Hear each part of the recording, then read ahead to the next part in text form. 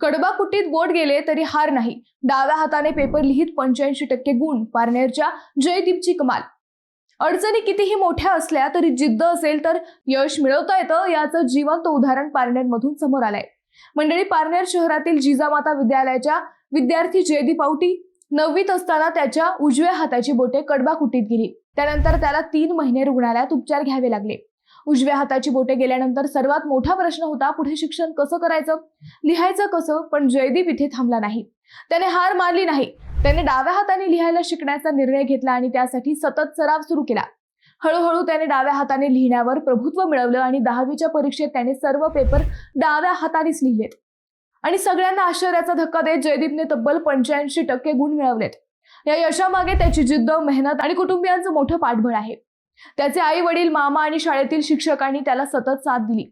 जयदीपच्या या जिद्दीचं सर्वत्र कौतुक होत असून ज्येष्ठ समाजसेवक अण्णा हजारे यांनीही त्याचं अभिनंदन करत जयदीपचं हे यश इतर विद्यार्थ्यांसाठी प्रेरणादायी आहे असे म्हटले आहे. मंडळी, एक लाईक जयदीपसाठी तर नक्कीच बनतो.